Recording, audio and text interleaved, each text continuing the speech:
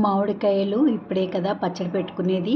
అందరూ మే నెలలోనే ఎక్కువగా మామిడికాయలు వస్తాయి కదా పచ్చడికి. అందరికీ ఇప్పుడే కరెక్ట్ టైం అనమాట. అయితే నేను రకరకాలుగా దాన్ని చేస్తూ ఉంటానండి.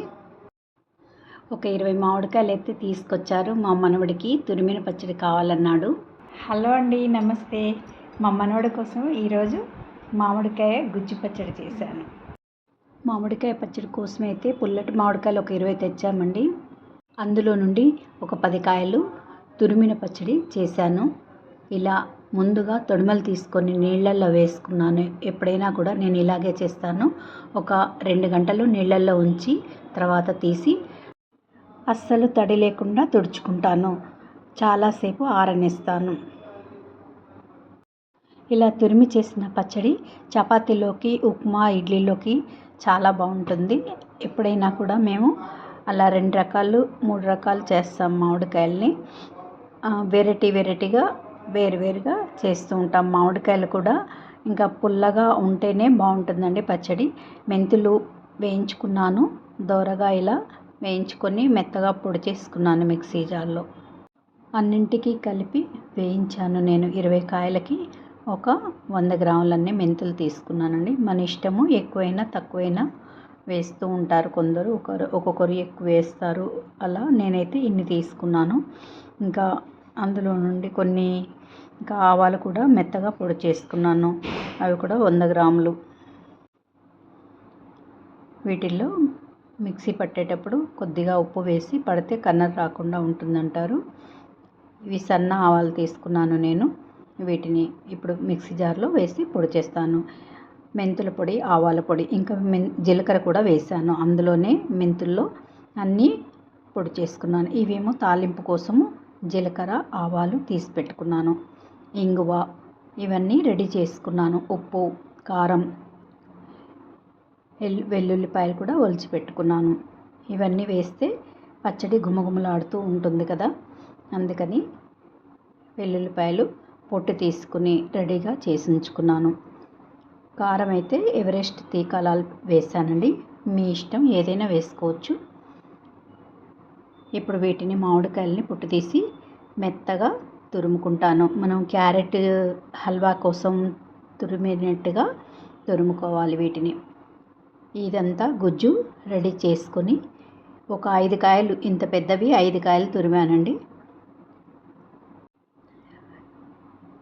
మనము మామిడికాయ ముక్కలు పచ్చడి పెడతాం కదా, ఆ రుచి వేరుగా ఉంటుంది. దీని రుచి వేరుగా ఉంటుందండి. మనము కొందరు మాగాయ పచ్చడి పెడతారు, మామిడికాయ ఆవాలు ఎక్కువ వేసి పెడతారు కదా. దానికే ముక్కల పచ్చడిలో మేము అల్లం కూడా వేస్తామండి. దీంట్లో కూడా అల్లం వేస్తాము. అల్లం కూడా మిక్సీ పట్టుకున్నాను. కొన్ని ముక్కలు పొట్టు తీసి ఇప్పుడు 5 కాయలైతే ఇలా తురుముకున్నానండి. తురుముకొని పక్కకు పెట్టేసుకున్నాను. మెత్తగా అల్లం కూడా మిక్సీ పట్టుకున్నాను. అల్లం ఒక 5 కాయలకి ఒక 50 గ్రాములంతా అల్లం మిక్సీ పట్టుకున్నాను. మెత్తగా అల్లం మెరిగిన తర్వాత వెల్లుల్లిపాయలు వేసి ఒకసారి కచ్చా పెచ్చా నలగొట్టేటట్టు మిక్సీ పెట్టాను. అప్పుడు ఈ రెండన్ని పక్కకు పెట్టేసుకొని ఒక బౌల్లోకి మెంతులు, ఆవాల పొడి, కారం అయితే 100 గ్రాములు తీసుకున్నానండి. 2 స్పూన్లు మెంతులు, ఒక 2 స్పూన్లు ఆవాల పొడి తీసుకున్నాను. ఉప్పు సమానంగా కాకుండా కొంచెం తక్కువ తీసుకున్నాను. కారం ఒక నిండుగా తీసుకున్నాను గిన్నెలో. ఉప్పు అయితే కొంచెం ముప్పావు వంతు ఉప్పు తీసుకున్నాను. ఈ రెండింటిని చక్కగా కలుపుకొని అల్లం వెల్లుల్లి వేసేసాను. ఇలా గుజ్జు పచ్చడిలో అల్లం వెల్లుల్లి వేస్తే చాలా సూపర్గా ఉంటుందండి. మీరు కూడా ట్రై చేసి చూడండి ఒకసారి. అన్నంలోకి చాలా టేస్టీగా ఉంటుంది ఇది. ఇప్పుడు తాలింపు కోసం తాలింపు పెట్టుకొని ముందే ఉంచుకుంటానండి. ఎందుకంటే ఇది చల్లారాలి. నూనె కొంచెం ఒక పావు కేజీ అంత నూనె తీసుకున్నానండి. 5 కాయలు కదా. నూనెలో జీలకర్ర, ఆవాలు వేసుకున్నాను. ఒక పావు స్పూన్ అంతా ఇంగు వేస్తాను, కానీ చల్లారి కొంచెం వేడి తగ్గినాక లాస్ట్లో వేసాను. ఇలా వేసి స్టవ్ ఆఫ్ చేశాను. ఇప్పుడు కారంలో అల్లం వెల్లుల్లి వేసేసి మొత్తం కలిపేస్తాను. ఇలా కలిపేసి ఇంకా మామిడికాయ గుజ్జు కూడా వేసాను. అన్నీ వేసుకుని కలుపుకున్న తర్వాత కారంలో మళ్ళీ మసాలాలన్నీ వేసాక ఇలా మామిడికాయ గుజ్జు కూడా వేసి కలుపుకోవాలి. అప్పుడు తాలింపు కూడా వేసి చల్లారిన తర్వాత తాలింపు పచ్చట్లో కలుపుకున్నాను.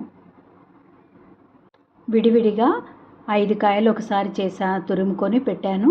మళ్ళీ ఇంకొంచెం పెట్టమని అంటే ఇంకొంచెం పెట్టాను. ఎందుకంటే మనకి ఫ్రెండ్స్ బంధువులు ఉంటారు కదా, వారికి కూడా ఇస్తూ ఉంటాం కదా, అందుకని మళ్ళీ కొంచెం చేశాను. ఇప్పుడు నేను దీన్ని ఉప్పు కారం చూసుకొని మళ్ళీ కొంచెం ఏమైనా ఉప్పు తక్కువైనా కానీ మనం వేసుకోవటానికి వీలవుతుంది కదా, అందుకని వెంటనే మనం ఇలా వాడుకోవటానికి వీలవుతుందండి.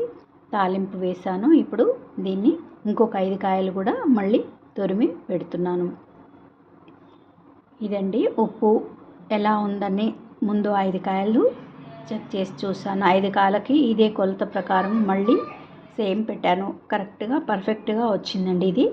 అందుకని మళ్ళీ 5 కాయలు తురిమి మళ్ళీ చేస్తున్నాను. ఇందులోనే అన్నీ వేసాను. ఇప్పుడు ఉప్పు, కారము, అల్లం వెల్లుల్లి, జీలకర్ర, ఆవాల పొడి, మెంతుల పొడి వేసాను.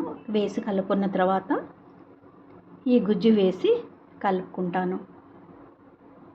మళ్ళీ ఎందుకు మళ్ళీ కాయలు మనం సంవత్సరానికి ఒకసారే కదండి పెట్టుకునేది, కొంచెం నలుగురికి ఇవ్వటానికి కూడా బాగుంటుంది కదా అని ఇంకొక 5 కాయలు తురుముకున్నాను. తురిమిన పచ్చడి చాలా బాగుంటుందండి. మామిడికాయ గుజ్జు పచ్చడి మనకి ఏ టిఫిన్లలోకైనా కూడా చాలా బాగుంటుంది. అన్నంలో కూడా సూపర్గా ఉంటుంది. ఇలా కారం మొత్తం కలిసేలాగా కలుపుకున్నాను. మొత్తము గుజ్జులో కారం కలవాలి. ఆ తర్వాతే తాలింపు వేసుకోవాలి. ఇంగువ వాసనతో చాలా బాగుంటుందండి ఈ పచ్చడి, గుమగుమలాడుతూ. మీరు కూడా ట్రై చేసి చూడండి. ఒకసారి కొంచెం చేసుకుంటే మీకు కూడా అలవాటు అవుతుంది కదా. ఈరోజు మామిడికాయ గుజ్జు పచ్చడి చేశానండి. ఈ కొలతలతో చాలా పర్ఫెక్ట్గా వచ్చింది. మీరు కూడా చేసి టేస్ట్ చేసి చూడండి ఒకసారి. మీలో ఎవరైనా గుజ్జు పచ్చడి చేస్తారా? కామెంట్ ద్వారా తెలియపరచండి. ఈ గుజ్జు పచ్చడి సంవత్సరం అంతా నిల్వ ఉంటుందండి. ఇది మనం ఆవకాయ ఎలాగుంటుందో సంవత్సరం అంతా ఇది కూడా స్టోర్ చేసుకోవచ్చు. సంవత్సరం మొత్తం అన్ని రకాల టిఫిన్లలోకి, అన్నంలోకి సూపర్గా ఉంటుందండి. మీకు ఈ వీడియో నచ్చితే కనుక లైక్ చేయండి, కామెంట్ ద్వారా కామెంట్ చేయండి. బాయ్ అండి. Thank you for watching. మరో వీడియోతో మీ ముందుంటాను. మా మనవడికి ఇప్పుడే రుచి చూపిస్తున్నాను.